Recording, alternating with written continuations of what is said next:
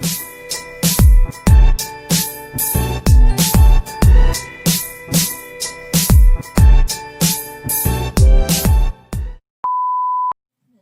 guys, so this is a product review and unboxing of the NOKIA E63 series. This is a refurbished and restored phone that I bought from Shopee. So contents include the NOKIA manual and the SIM ejector.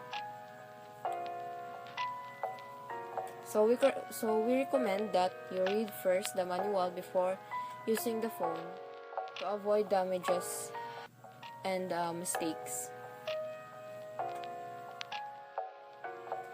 So first impression, maganda siya and makinis. Wala siyang damages or scratches even though this is a refurbished phone. So yung headset niya ay may cover to avoid dust. So far wala naman siyang rust. Mamaya ipapakita namin kung gagana ba talaga yung headset, USB port, and the memory card slot. As well as the SIM card kung gagana siya globe users. So as you can see guys, wala naman siyang rust or dents sa loob kasi nga pinalitan yung case. As well as the keypad and the LCD kasi makinis din. So ito po yung battery niya at camera and then the SIM card slot. So far maganda naman yung camera. Mukha siyang hindi na siya pinalitan kasi it's attached to the phone. So may logo siya. The battery is from NOKIA and may tatak siya.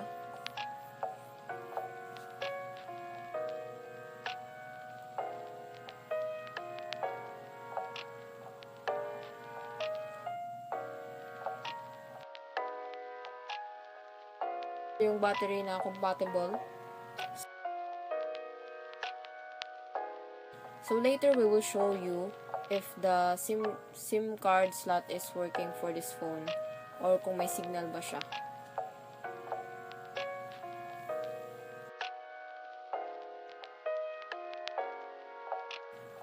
So, ito turn on na po natin siya. So, by the way guys, yung keypad niya ay hindi madali matatanggal kasi mukhang sturdy naman siya. Naka-intact na yung keypad sa casing.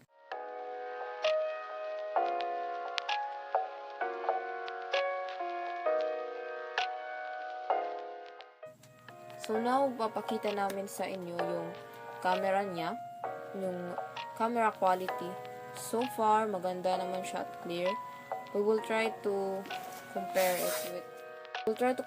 the NOKIA C205, the other refurbished phone that we purchased. Meron kaming isang video pa para sa C205 na unboxing. You can check the video on our channel.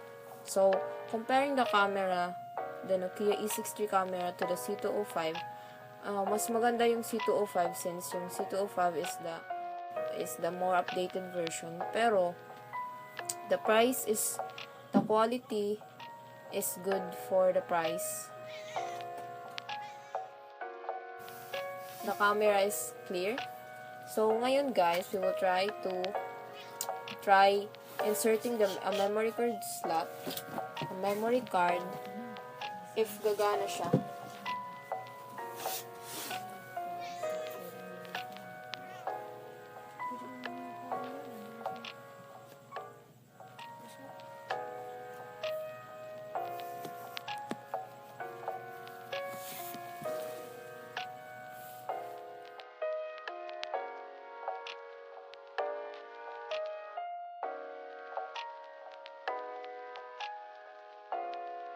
At itatry din natin kung gagana yung headset.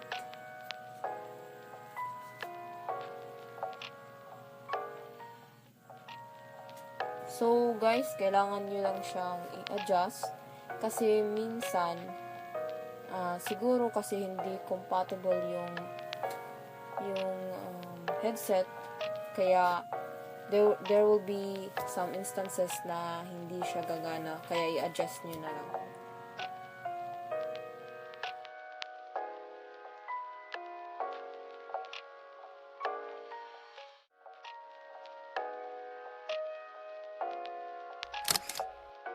So ngayon, tinatry natin yung internet connection,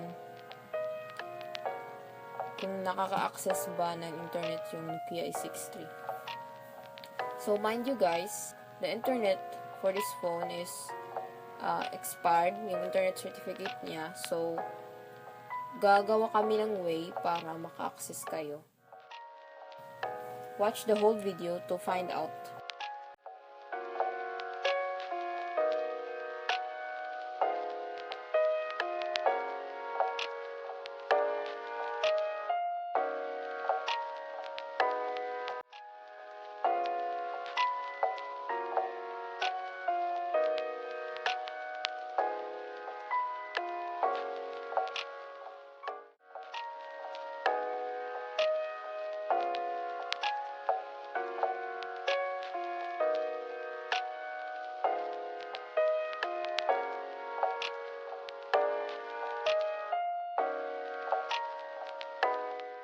So ngayon, we will walk you through the applications ng phone. Actually guys, marami siyang features, parang advanced siya kasi may GPRS, may maps, may modes, settings, at may printer pa siya na pwede mo i-connect. And then a email app, and a tutorial of the phone and about the phones. So yun yung info ng phone or details. Ito yung Opera Mini 4 na gagamitin natin mamaya to access the internet that we installed manually, pero tuturuan namin kayo kung paano paganahin.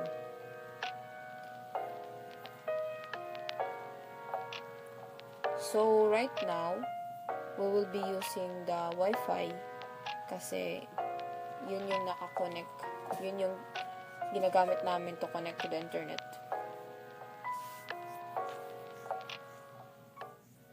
So marami po talaga siyang features like I mentioned earlier.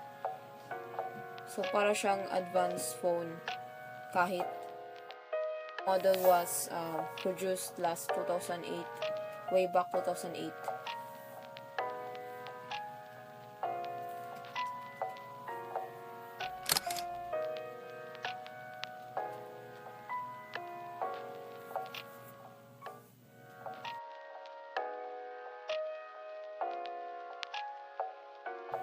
In this part of the video, kung bakit namin in-insert yung Samsung Duo's keypad na bagong release last 2018 yata to. So, I'll teach you how to access the internet gamit kahit anong keypad just by using this method.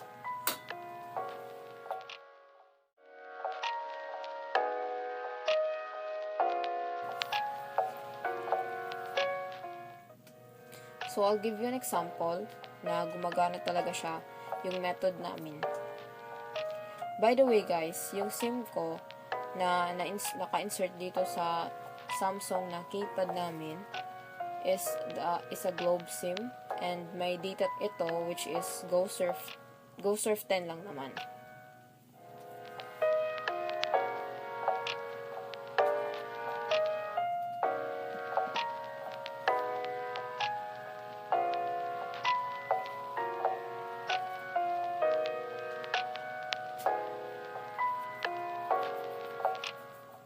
So, dapat Opera Mini talaga yung gamitin natin to access the internet.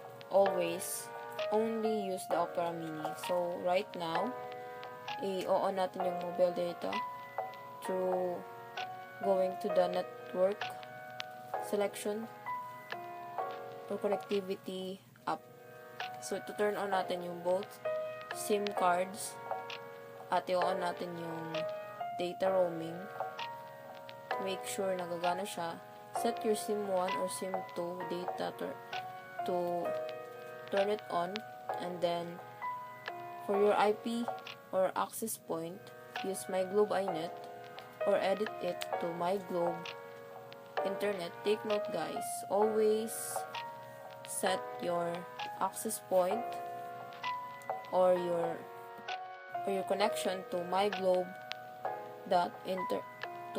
internet. Sundin nyo lang po yung ginawa namin to our connection name, yung set name namin. Both po dapat. At gumagana lang po to Globe SIMs.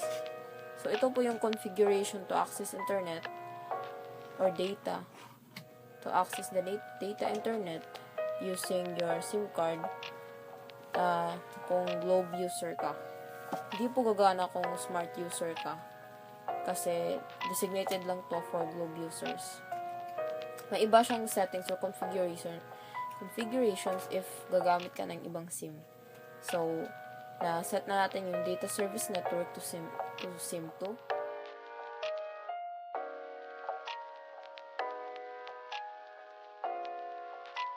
We will now go to time and date. Always set your time and date kasi if hindi siya nakaset, hindi talaga siya gagana yung internet mo kahit may data ka pa. So, always take note guys, set your time. Kahit anong phone, kailangan nakaset yung time.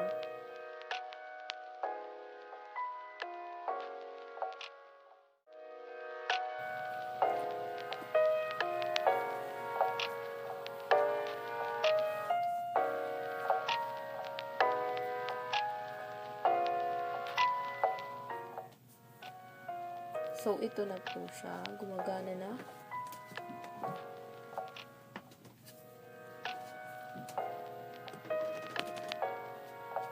So, click lang natin yung accept. And then, we'll enter a address or URL. We recommend that you always put the full URL or website, yung www.youtube.com kasi most of the time, hindi gagana sa pagsa-search kung hindi full yung link. Ito na po siya guys. Gumagana na siya. So, try natin yung Facebook. So, ito, gumagana din.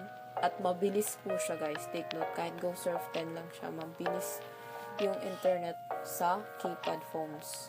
Nakaka-google ka na din. At hindi madali maubos yung load mo since hindi siya kumakain ng load kasi keypad phone lang siya. So, price-wise, kahit keypad lang, gagamitin mo pang internet, okay na siya. Or even if you're a busy person, okay siya.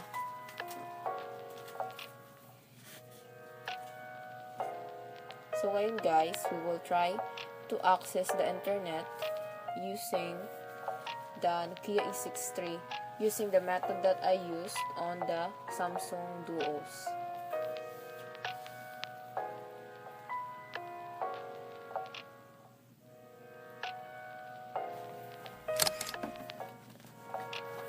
Remember guys, kung yung continue using phone in offline mode, click no guys. I-press nyo yung no. Kasi hindi gagana yung SIM card if i-press nyo yung yes. So, we'll try accessing the internet using the Opera Mini.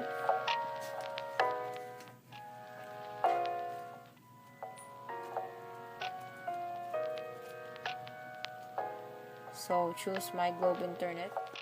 Ito yung pang data. So, since yung Globe Connect is for our Wi-Fi, so may WLAN siya, wireless internet connection. So, you can set your connection or you can configure your internet by going to the connectivity.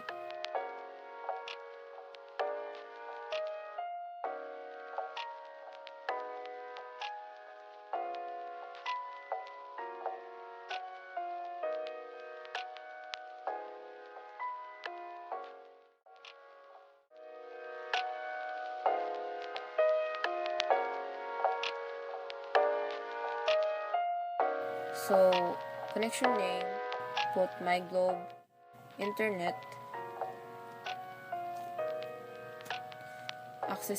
access point name, globe din. So, yun. So, data barriers, ginamit ko is pocket data since yun naman yung SIM card for pocket data. So, if you're connecting to the wifi, isaset mo yung access point to wireless internet.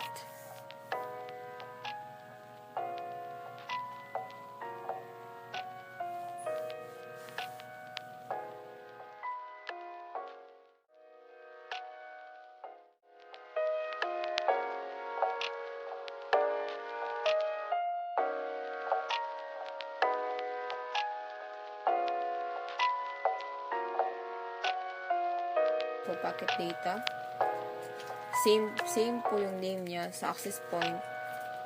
Tapos yung kanina na pinuntahan natin, yung connectivity and the access point, nakaset siya. Dapat parehas sila guys, take note para gumana.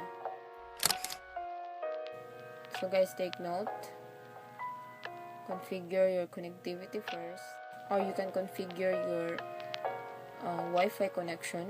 You can connect to a Wi-Fi by going to the WLAN. So, nababasa niya yung near connections or yung malapit na internet connections.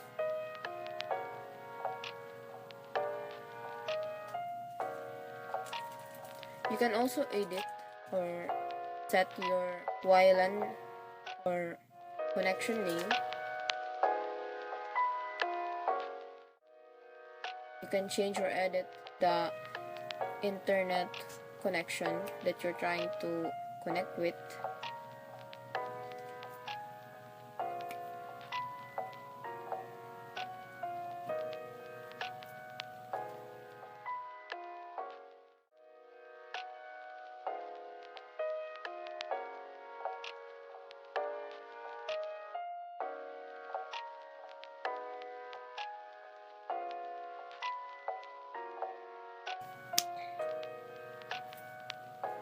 So, by the way guys, since hindi natin ginamit yung Opera Mini to access the Google, hindi siya gumana. So, yun yung example kung bakit dapat gamitin nyo lang yung Opera Mini.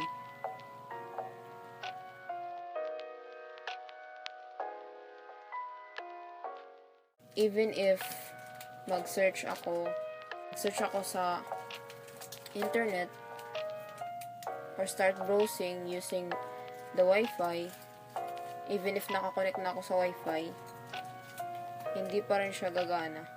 Kahit connected na ako sa Wi-Fi, hindi gumagana pa rin yung browsing or your browser ng NOKIA E63 kasi po, like I said or mentioned earlier, expired na yung internet certificate. So, gagamitin natin yung Opera Mini na dinownload namin, which is Opera Mini version 4.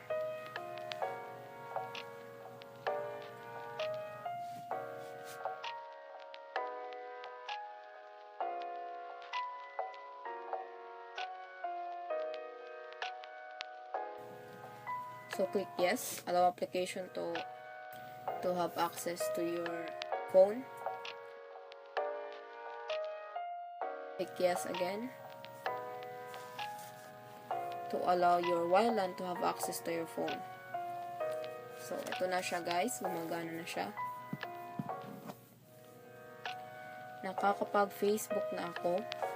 At hindi siya guys mabagal yung internet. So far guys, nakaka-impress siya. Kasi, mabilis yung loading. Tapos nakakapag-YouTube ka, tapos Google, and then Facebook. Kailangan mo lang talaga siya i-connect to the specified internet na may access ka every time may i-visit kang site. So, ito na guys. Try natin i-play yung YouTube. So, mayroon din siyang MP3 player, kaya gumagana yung YouTube. So, ito na guys. High quality siya, as in, grabe maganda. Ganda yung quality ng MP3 player ng phone. Kasi, same quality as the video on YouTube.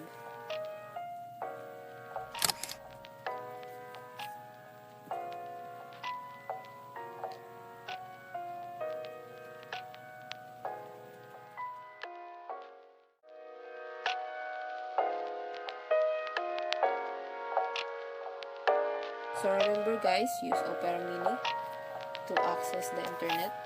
And go to settings to configure your phone's internet connection. Access point, packet data, and connectivity. Yun lang yung dapat nyong i-remember.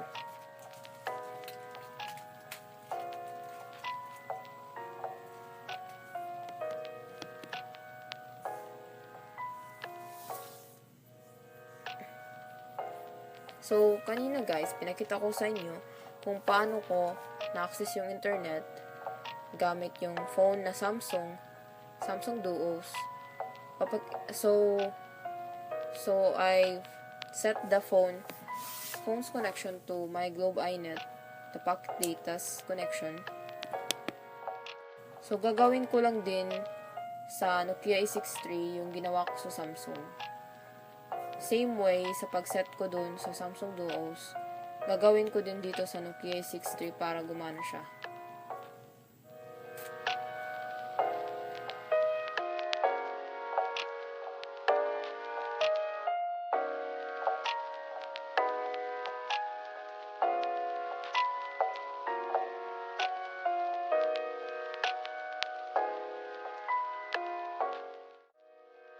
Download the Opera Mini by connecting to your Wi-Fi.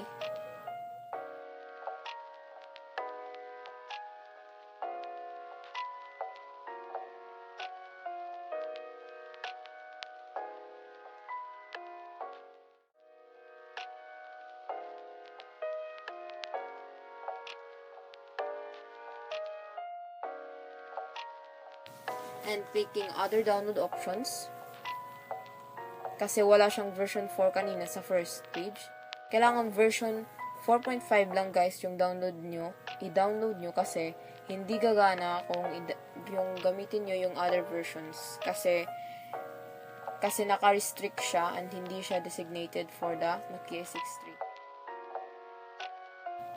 So guys, take note and remember, always use the version 4.5 for the NOKIA E63 and E-series.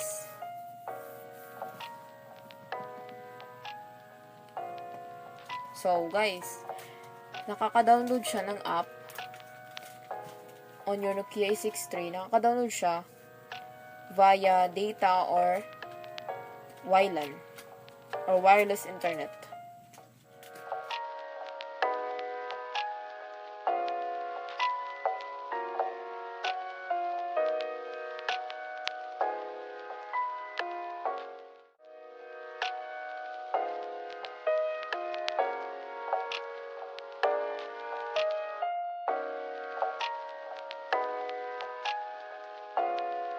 Punta tayo sa settings. General, set date and time. Like we mentioned earlier, always set date and time. So final thoughts on the NOKIA E63 series Qwerty phone is, it was way better than my expectations. If you're looking for a phone, a spare phone that you can carry around, that is pocket friendly, affordable, and good quality, then this phone is the right one for you. For your 1,000 pesos, you can play YouTube, Google, and use Facebook. Also guys, remember, wag nyo siyang i-plug sa octopus wiring and do not overcharge your phone. And also, do not reset or configure your phone. We hope you enjoyed watching our video. If you have any product review suggestions and questions, you can comment down below and check the product link on the description below. Thank you!